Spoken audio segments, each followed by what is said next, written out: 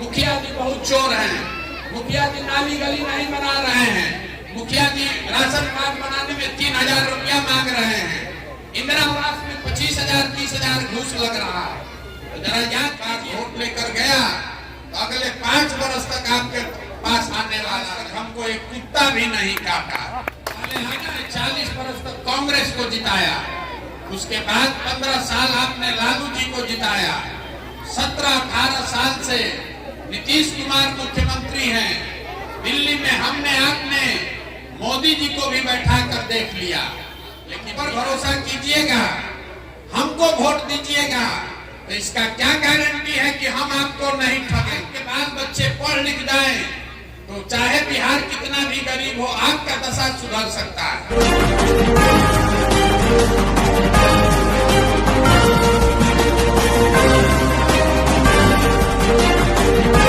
नमस्कार, मैं संतोष और आप देख रहे हैं तिरहुत दस्तक। बिहार में लोकसभा चुनाव जैसे जैसे नजदीक आ रहा है, वैसे वैसे सभी दल के नेता अपने अपने पार्टी का विस्तार करने में लगे हुए हैं। सभी नेता जमीनी स्तर पर उतरकर अपना प्रचार प्रसार करने में लगे हुए हैं।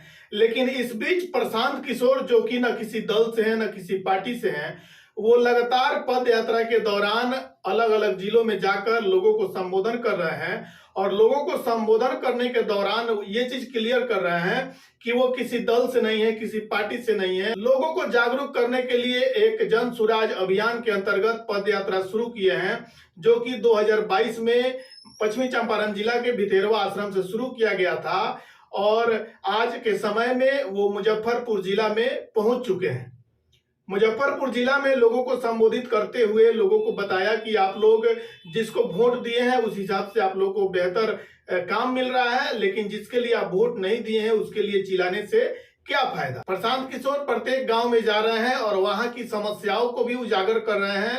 वहां की जो जमीनी स्तर की समस्या है उसको लेके लोगों को जागरूक करते हुए बता रहे हैं कि इस बार आप लोग अपने बच्चों के लिए वोट करें। इस पद यात्रा में प्रशांत किशोर के द्वारा एक संबोधन में क्या कुछ कहा गया है, यह संबोधन पूरा देखें। पूरा देखने के बाद आपको समझ में आ जाएगा कि प्रशांत किशोर आखिर क्यों घूम रहे हैं, पद यात्रा का उद्देश्य क्या है और उनका लक्ष्य क्या है। हम कुर्ता पजामा पहने हैं, लेकिन हम कोई नेता नहीं है। आपसे हम वोट मांगने नहीं आए। बिहार के एक साधारण परिवार के लड़के हैं। हमारे बाबूजी डॉक्टर थे, बाबा बैलगाड़ी चलाते थे, मजदूर थे। यही सरकारी स्कूल से पढ़कर निकले हैं। ऊपर वाले की कृपा है, माता पिता का आशीर्वाद है, जीवन में कुछ हासिल कर लिए। अब तय किए हैं कि अगर भगवान ने हमको कुछ शक्ति बुद्धि दी है तो उस पूरे शक्ति बुद्धि को, पूरी ताकत को अपने बिहार के लोगों की जिंदगी को सुधारने के लिए लगाना चाहते हैं। इसीलिए अपना सब काम धाम छोड़ के, अपना सारा सुख सुविधा छोड़ के, पिछला 11-12 महीना से हम पैदल चल रहे हैं। लोग ये पूछ रहा है कि भाई पैदल क्यों चल रहे हैं? हमारे पैदल चलने से तो आपका कोई फायदा नहीं है। हम नाली गली नहीं बनवाते, हम राशन कार्ड नहीं बांटते, कोई आपका काम भी नहीं करते, तो हम पैदल क्यों चल रहे हैं? पैदल इसलिए चल रहे हैं कि जिस समाज के लोगों की जिंदगी को सुधारना चाहते हैं, एक बार जाकर अपनी आंख से देखना समझना चाहते हैं कि आप और आपके बच्चे किस गरीबी, किस परेशानी और बदहाली में जी रहे हैं। आपने किस्सा कहानी सुना होगा, पुराना जमाना में जो राजा होता था उसके बारे में लोग बताते थे कि राजा रात में भेष बदल कर निकलते थे, ये देखने के लिए कि प्रजा को क्या कष्ट है। अब आज जिसको हम और आप राजा बनाते हैं वोट देके, रात का बात तो छोड़ दीजिए, दिन में भी एक बार वोट लेकर आया तो दिन में भी आपका शुभ लेने नहीं आ रहा। एक बार वोट लेकर गया तो अगले 5 वर्ष तक आपके पास आने वाला नहीं है। गलती से कभी कोई नेता आ भी गया, इतना सिपाही, इतना सुरक्षा लेकर चलता है कि उसको कोई जनता से भेंटे नहीं है। हमको भी लोग बता रहा है कि भैया बिहार में कानून व्यवस्था इतना खराब है, बिना सुरक्षा के कैसे चल रहे हैं। हमें 11-12 महीना हो गया हमको पैदल चलते। 3600 से ज्यादा गांव में गए, गांव में ही रहते हैं, यहीं पर सोते हैं। आज तक हमको एक कुत्ता भी नहीं काटा, बिना सुरक्षा के कोई नहीं काटा। हर जाति, हर वर्ग, हर समाज के गांव में गए हैं और इसलिए जा रहे हैं कि गांव में जाकर आपकी समस्या को देखें, इससे कैसे निजात पाया जा सकता है ये बताएं। लेकिन सबसे बढ़ के आपको ये बताएं कि जिस गरीबी और बदहाली में आप जी रहे हैं, इससे आप बाहर कैसे निकल सकते हैं। देखिए, आपने पिछले 40-50 साल में सब पर दाव लगाकर देख लिया, सबको वोट दे दिया। पहले आपने 40 बरस तक कांग्रेस को जिताया, उसके बाद 15 साल आपने लालू जी को जिताया, 17-18 साल से नीतीश कुमार मुख्यमंत्री हैं। दिल्ली में हमने आपने मोदी जी को भी बैठा कर देख लिया, लेकिन बिहार के लोगों की दशा नहीं सुधरी। अब अगर प्रशांत किशोर आए हैं, जन सुराज आया है, आप हम पर भरोसा कीजिएगा, हमको वोट दीजिएगा, तो इसका क्या गारंटी है कि हम आपको नहीं ठगेंगे। हम भी आपका वोट लेकर राजा बन जाएंगे तो हम भी आपकी चिंता नहीं करेंगे। ये बात आप पहले समझ लीजिए। अगर आपको अपने और अपने बच्चों की चिंता नहीं है तो कोई नेता, कोई दल आपकी चिंता नहीं करेगा। यही बताने आए हैं कि आपकी जो दशा है, आखिर आप इस दशा में क्यों पड़े हुए हैं। आपको लगता है कि नेता बिहार में काम नहीं कर रहा है, बहुत यहाँ भ्रष्टाचार है, तो हम तो पूरा देश में काम किए हैं। कहीं का नेता हरिश्चंद्र नहीं है, नेता हर जगह झूठ बोल रहा है। लेकिन जितना गरीबी, बदहाली, बेरोजगारी यहाँ बिहार में है, इतना देश में कहीं नहीं है। तो कुछ तो बिहार में ऐसा है जो सबसे खराब है, वही आपको बताने आए। आप 5 मिनट में अभी समझिएगा कि आप आखिर इतने गरीब और पिछड़े क्यों हैं। देखिए, दुनिया में जितने विद्वान हुए, उन्होंने बताया कि किसी भी आदमी को, समाज को गरीबी से निकालना है तो उसके पास 3 ही रास्ता है। पहला रास्ता है पढ़ाई। अगर आपके बाल बच्चे पढ़ लिख जाएं तो चाहे बिहार कितना भी गरीब हो, आपका दशा सुधर सकता है। दूसरा रास्ता है जमीन। अगर आप पढ़े लिखे नहीं हैं, आपके पास जमीन है, तो खेती किसानी करके भी आप अपना जीवन सुधार सकते हैं। और तीसरा रास्ता है पैसा, पूंजी। अगर आप पढ़े लिखे नहीं हैं, आपके पास जमीन भी नहीं है, लेकिन अगर आपके पास पैसा हो तो कोई छोटा मोटा रोजी रोजगार व्यापार करके आप अपना जीवन चला सकते हैं। बिहार में जो दुर्दशा है, आप देखिएगा ध्यान से, अपने गांव पंचायत में भी देख लीजिए, तो यहाँ ज्यादातर लोगों के पास ये तीनों में तीनों दरवाजा बंद है। गरीबी से निकलने का तीनों दरवाजा ही बंद है। यहाँ जो गरीब आदमी है, उसके बच्चों के पास पढ़ाई करने का कोई उपाय नहीं है। आपका बच्चा जाता है स्कूल में पढ़ने, तो वहां से पिलुआ वाला खिचड़ी खा के घरे आ गया, पढ़ने का उसको उपाय नहीं है। कुछ लोग आप लोग पैसे वाले हैं, अपने बच्चों को प्राइवेट स्कूल में पढ़ा रहे हैं, तो प्राइवेट स्कूल में पढ़ाने का भी कोई फायदा नहीं है। स्कूल भले आप प्राइवेट में पढ़ा दीजिएगा, कॉलेज उसको सरकारी ही में ही जाना पड़ेगा। तो नीतीश कुमार के इस बदहाल बिहार में स्कूल से खिचड़ी बट रहा है और कॉलेज से डिग्री बट रहा है, पढ़ाई दोनों में कहीं नहीं हो रहा है। तो जब आपका बच्चा पढ़ेगा ही नहीं, तो चाहे कोई नेता बन जाए, कोई सांसद विधायक बन जाए, कोई मुख्यमंत्री प्रधानमंत्री बन जाए, अगर आपका बच्चा पढ़ेगा ही नहीं तो उसको कोई डॉक्टर, इंजीनियर, कलेक्टर नहीं बना सकता है, उसको मजदूर ही बनना पड़ेगा। इसीलिए बिहार में हम लोग खाली मजदूर पैदा कर रहे हैं। दूसरा रास्ता हमने आपको बताया जमीन का। मान लीजिए आप पढ़े लिखे नहीं हैं, तो खेती किसानी करके आपका जीवन क्यों नहीं सुधर रहा है। वो इसलिए कि बिहार में गरीब के नाम पर, समाजवाद के नाम पर राजनीति हुआ, लेकिन 75 साल में यहाँ गरीबों को जमीन नहीं दिया गया। नतीजा ये है कि 100 लोग जो बिहार में रहते हैं, इसको याद रखिएगा, 100 में 60 आदमी के पास जमीन है ये नहीं है, तो आप खेती कहाँ से लीजिएगा। और जो 40 आदमी के पास जमीन है, उस 40 में 35 आदमी के पास 2 बीघे से कम जमीन है। तो जो बिहार में आप खेती करते हैं, जो लोग खेती किसानी करने वाले हैं, कि कमाने के लिए खेती नहीं कर रहे हैं, कि खाने के लिए खेती कर रहे हैं।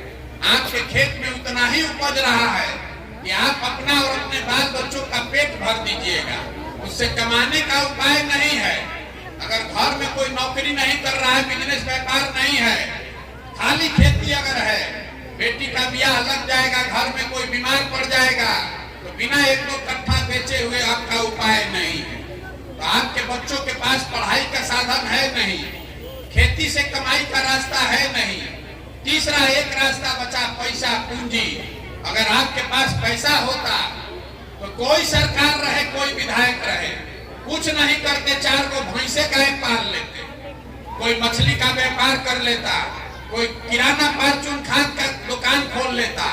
वो आप क्यों नहीं कर पा रहे हैं?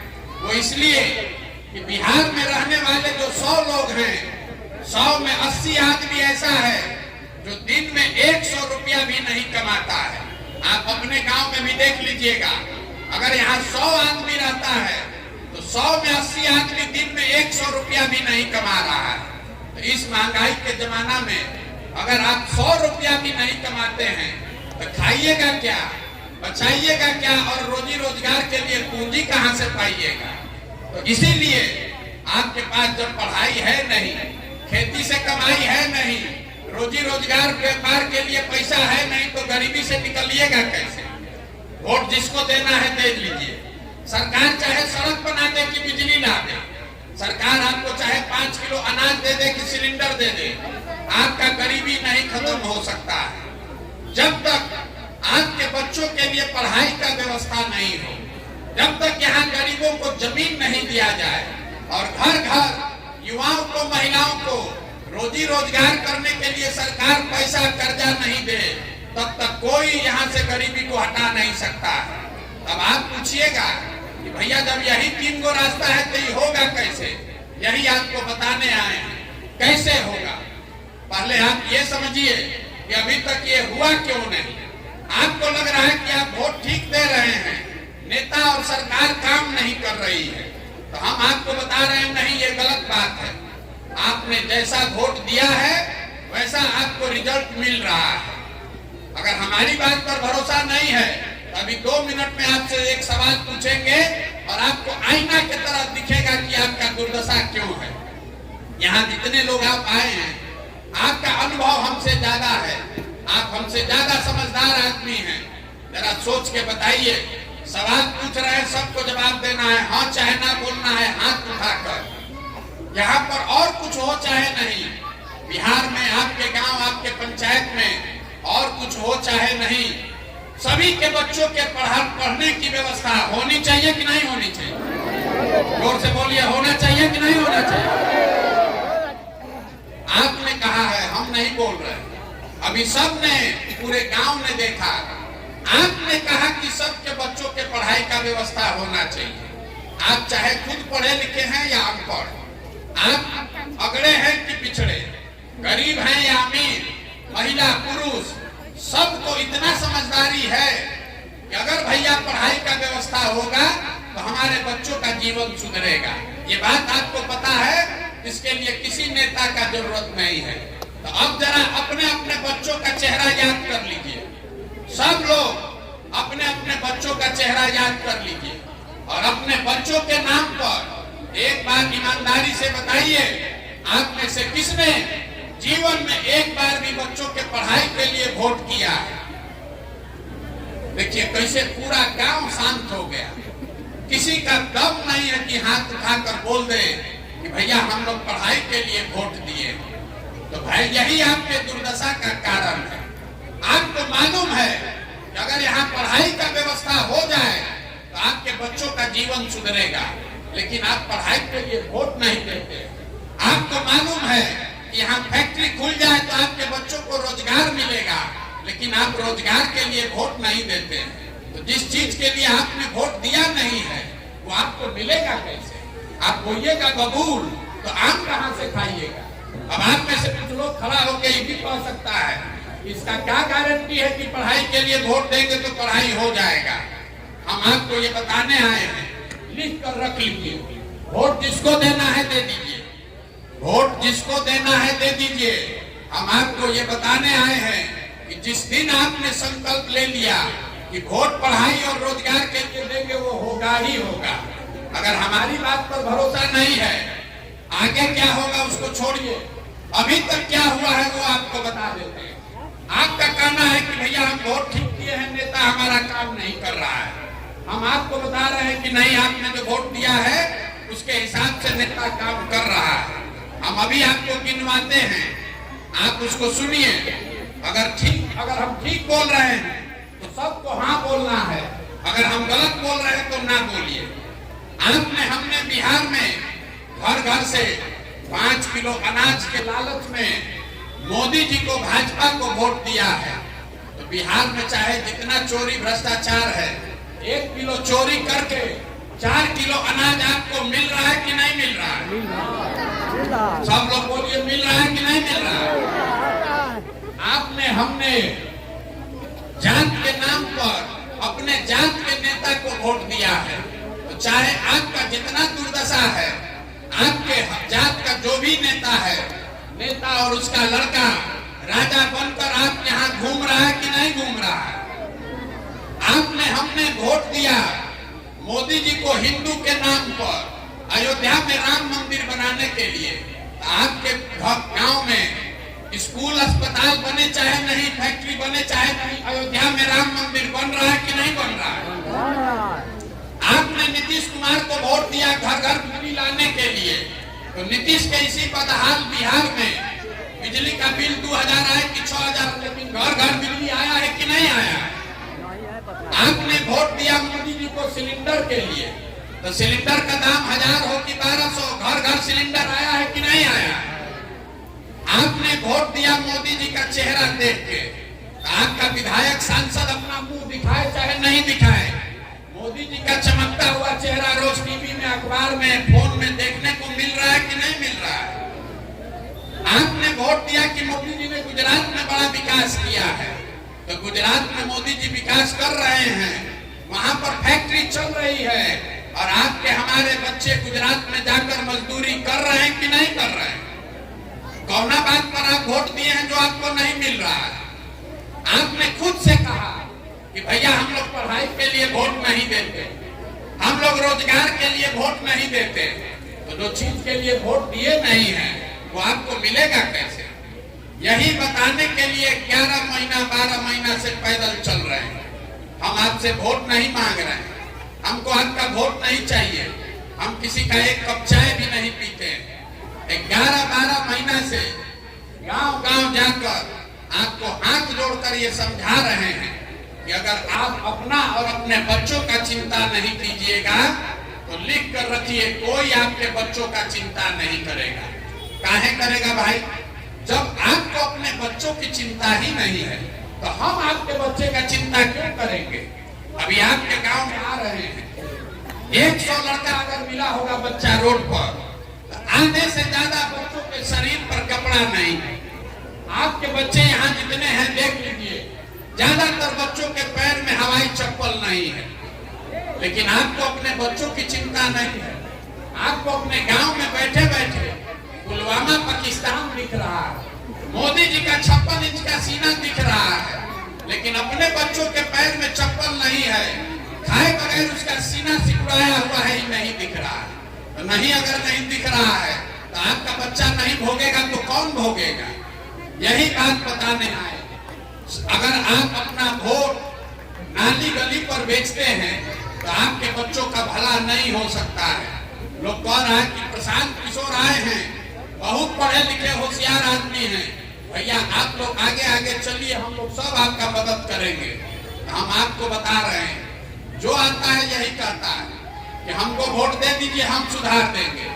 हम आपको बता रहे हैं कि एगो प्रशांत किशोर को छोड़िए, अगर 10 प्रशांत किशोर आ जाएंगे तब भी ये सुधरने वाला नहीं है, नहीं सुधर सकता है। जब तक आप नहीं सुधरिएगा तब तक कोई बिहार को नहीं सुधार सकता है। आपके गांव में, जिस गांव में जाते हैं, कहता है मुखिया जी बड़ा चोर है, मुखिया जी नाली गली नहीं बनवा रहे, मुखिया जी नाली गली नहीं बनवा रहे, आपके मुखिया का बात नहीं हो रहा है। सब गांव में लोग कहता है मुखिया जी बहुत चोर हैं, मुखिया जी नाली गली नहीं बना रहे हैं, मुखिया जी राशन कार्ड बनाने में 3000 रुपया मांग रहे हैं, इंदिरा आवास में 25,000 30,000 घूस लग रहा है। तो जरा याद कीजिए, 2 बरस पहले मुखिया का चुनाव था, जब मुखिया का चुनाव हुआ तो 500 रुपया लेकर वोट बेचे आप, मुर्गा भात खाकर वोट दिए आप, पाउच पीकर वोट दिए आप, तो मुखिया चोर नहीं होगा तो हरिश्चंद्र होगा। अरे तो 500 रुपया में हमने अपना ईमान बेचा है। जिस दिन मुर्गा भात खाकर वोट दे रहे थे उस दिन समझ में नहीं आ रहा था कि मुखिया जीत कर आएगा तो आपसे वसूलेगा। 500 रुपया लेकर वोट दीजिएगा और बड़का बड़का भाषण दीजिएगा कि भैया मुखिया ईमानदार नहीं है, चोरी आपने शुरू की है। आप 500 रुपया में अपना ईमान बेचे हैं, मुर्गा भात पर ईमान बेचे हैं। आप ही का मुखिया है, 5000 में अपना ईमान बेच रहा है। आप ही का विधायक है, 50,000 रुपया में अपना ईमान बेच रहा है। यही दुर्दशा का कारण है। यहाँ बिहार में आदमी अपना काम नहीं कर रहा है, दूसरे पर उंगली उठा रहा है। यहाँ 5 बरस आप बैठ के बतियाइएगा कि भैया बिहार में पढ़ाई नहीं है, यहाँ रोजगार नहीं है, यहाँ पर नाली गली नहीं है, बहुत गरीबी है, बहुत भ्रष्टाचार है। और जिस दिन वोट देने जाइएगा ये सब बात भुला जाइएगा। वोट के दिन बिहार के आदमी को 4 बात याद है। पहला बात, हमारा जात क्या है और कौन हमारा जात का नेता खड़ा, वो नेता अच्छा हो या खराब, नेता काम किया हो या नहीं किया हो, अपने जात का अगर है तो उसी को जाकर वोट दीजिएगा। जो जात से बच गया वो धर्म में फंसेगा। भैया सब हिंदू एक हो जाओ, मुसलमान नहीं जीतना चाहिए। पाकिस्तान को सबक सिखाना है, तो जो जात से बचा तो सब हिंदू बन के जाके भाजपा को वोट दे दिया। जो दोनों से बच गया, तो जो लालू जी का राज देखा है तो कहता है बाप रे बाप, भले रोड नहीं है, पढ़ाई रोजगार नहीं है, लेकिन लालू जी का राज नहीं चाहिए। बड़ा अपराध था, तो लालू जी के डर से जाके भाजपा को वोट देता है। और चौथा, हम लोग के मुसलमान भाई लोग हैं, ये लोग कह रहे हैं कि जिए चाहे मर जाए, भाजपा को तो वोट दे नहीं सकते, भाजपा तो मुसलमान विरोधी पार्टी है। तो भैया बिहार में बचा को, बिहार में तो 2 ही दल है, एक मोदी जी का भाजपा, एक लालू जी का ललटेन। नीतीश कुमार बेचारे का तो पता नहीं है कि कितना देर ललटेन को लटकेंगे, कब उछल के कमर को बैठ जाए। जो मुसलमान है वो कह रहा है कि भैया जिए चाहे मर जाए, भाजपा को दे नहीं सकते, नहीं ललटेने दिख रहा है, इसी को वोट देंगे। आप यहाँ इतने लोग आए हैं, ईमानदारी से बताइए, इसी 4 चीज पर न वोट दिए हैं भाई, तो काहे के लिए खड़ा होके गाना गा रहे हैं? काहे गाना गा रहे हैं कि भैया बड़ा कष्ट में है? आपने अपना कष्ट खुद से बुलाया है। सबको मालूम है कि बिहार की जनता कितनों बतिया ले, हंस के गा के दरिया के भोटवा इसी 4 चीज को दीजिएगा, जात पर, धर्म पर, लालू के डर से भाजपा को, भाजपा के डर से लालू को। तो आपका दुर्दशा नहीं होगा तो किसका दुर्दशा होगा? हमको कह रहा है कि भैया आप आगे बढ़िए, आपके साथ हम लोग सब हैं। मेरे भाई, हमको आपका साथ नहीं चाहिए। जिस समाज में लोग अपने बच्चों के साथ नहीं खड़ा है, आप प्रशांत किशोर का भाषण सुनकर हमारे साथ खड़ा हो जाइएगा। अरे आपके नस में जाति और धर्म इतना घुसा हुआ है कि आपका बच्चा खाए बगैर सो रहा है, आपको अपने बच्चों का कष्ट नहीं दिख रहा है, तो प्रशांत किशोर के साथ आप खड़ा होइएगा। आप किसी के साथ खड़ा नहीं हो सकते, इसीलिए आपको हाथ जोड़कर यही बताने आए हैं। एक बार जीवन में समझिए, सीखिए। हमको लोग कहता है कि हम जिसको सलाह देते हैं मुख्यमंत्री प्रधानमंत्री बन जाता है। आपको एक के सलाह देने आए हैं, वोट जिसको देना है दीजिए, लेकिन एक बार जीवन में संकल्प लीजिए, वोट जिसको देना है दीजिए, लेकिन वोट अपने बच्चों के लिए दीजिए, नेताओं के लिए नहीं, अपने बच्चों के लिए वोट दीजिए। और नहीं दीजिएगा तो आपका हमारा आधा से ज्यादा उम्र बीत गया, लिख के रख लीजिए। जिस गरीबी बदहाली में आपका जिंदगी बीता है, आने वाले समय में आपके और हमारे बच्चों को भी इसी गरीबी और बदहाली में जीना पड़ेगा। अगर नहीं सुधरिएगा, नाली गली जाति धर्म और 5 किलो अनाज पर वोट बेचिएगा तो आपके बच्चों का भला नहीं हो सकता है। यही बात बताने आए हैं। समझ में आए तो इसको अपनाइए, अब न समझ में आए तो जिस नेता जिस दल का झंडा लेकर घूम रहे हैं घूमते रहिए।